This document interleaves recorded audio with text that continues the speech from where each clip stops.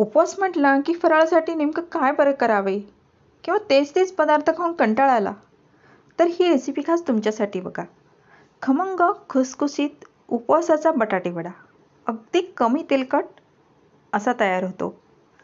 नमस्कार, आजच्याच रेसिपीमध्ये सर्व खवय्यांचे मनापासून स्वागत. चला तर मग झटपट रेसिपीला सुरुवात करूया. येथे तुम्ही कोणतीही एक वाटी किंवा कप सेट करून घ्यायचा आहे. त्या कपनेच आपल्याला सगळं साहित्य मोजून घ्यायचं आहे. तर इथे 1 कप भगर घेतलेले आहे आणि पाव कप आपण साबुदाणा घेतलेला आहे. तुम्ही वाटीने सुद्धा मोजून घेऊ शकता. आता ही सर्वप्रथम मिक्सरच्या भांड्यात टाकून आपल्याला फाईन अशी पावडर तयार करून घ्यायची आहे.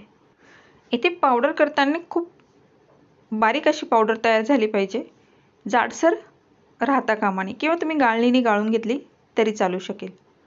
बघा इथे आपली पावडर तयार झालेली आहे आणि अगदी बारीक अशी आपली पावडर तयार आहे.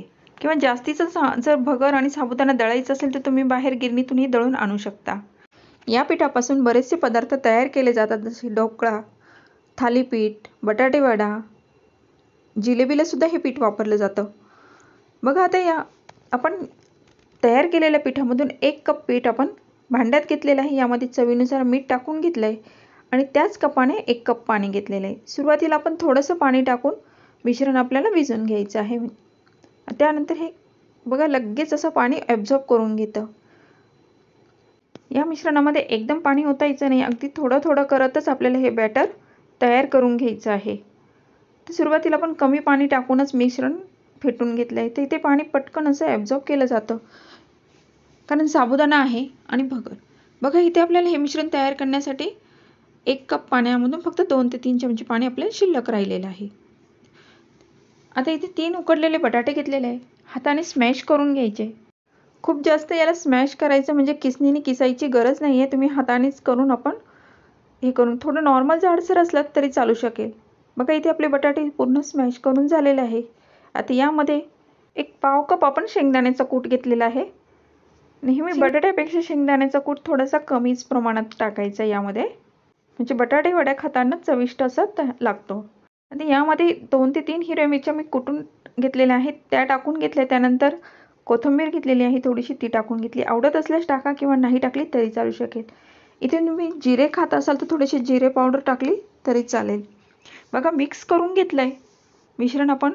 आणि तुम्हाला छोट्या साईजचे किंवा मोठ्या साईजचे बटाटे वडे तयार करायचे, त्यानुसार इथे आपल्याला पिठाचा गोळा घेऊन हातावर आपल्याला वडे थापून घ्यायचे आहे. बघा इथे थोडंसं हाताला चिटकत असेल, थोडासा पाण्याचा किंवा तेलाचा हात घेतला तरी चालू शकेल. त्यानुसार आपण इथे वडे तयार करून घ्यायचे आहे. बघा इथे आपले वडे तयार करून झालेले आहे. आपले 3 बटाट्यामध्ये इथे 5 वडे आपले तयार करून झाले. बघा 10 मिनिटानंतर मिश्रण हे घट्ट झालेलं आहे. तर राहिलेले 2 ते 3 चमचे पाणी होतं, ते पाणी आपण यामध्ये टाकून घेतलं आहे. मिश्रण परत एकदा छान फेटून घ्यायचं आहे. म्हणजे टोटल आपल्याला 1 कप पिठासाठी 1 कप पाणी लागलेलं आहे. हे मिश्रण आपलं तयार आहे. आता गॅसवर कढई ठेवून यामध्ये तेल गरम होण्यासाठी ठेवलेलं आहे. तेल नाही, नॉर्मल असं कडकडीत गरम करून घेतलेलं आहे आणि गॅस मिडियम केलेला आहे. तर आपल्या बॅटरमध्ये 1 चिमूटभर खाण्याचा सोडा खार टाकून घेतलेला आहे. आपण मिक्स करून घ्यायचा. यामध्ये आपल्याला आता वडे आपण जे तयार केलेलं आहे ते वडे डीप करायचे. इथे तुम्ही चमच्याचा वापर करू शकता किंवा हाताने सोडले तरीही चालेल. बघा आता इथे मी चमच्याने घेत आहे, म्हणजे वडे तेलामध्ये सोडताना इझी पडतं आपल्याला. बघा इथे सुरुवातीला एकच वडा तळत आहे, कारण एकत्र 1-2 वडे टाकले की ते एकमेकाला चिटकण्याची शक्यता असते व वडे एकसारखे व्यवस्थित होत नाही म्हणून.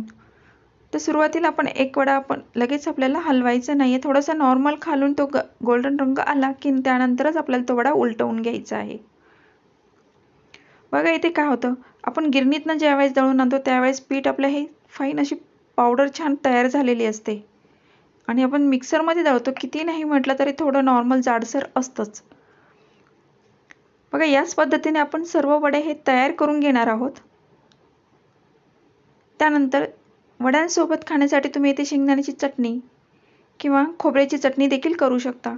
तर इथे मी हिरवी मिरची तेलामध्ये मस्त अशा तळून घेतलेल्या आहेत. मिरच्यांसोबत बटाटे वड्यांचा आस्वाद घ्यायचा आहे. बघा अगदी क्रिस्पी आणि खुसखुशीत आपले बटाटे वडे तयार झालेले आहेत. तर या नवरात्रीमध्ये उपवासासाठी नक्की ट्राय करून बघा. व आपले खुसखुशीत खमंग कमी तेलकट असे बटाटे वडे कसे झाले हे कमेंट बॉक्समध्ये लिहायला विसरू नका.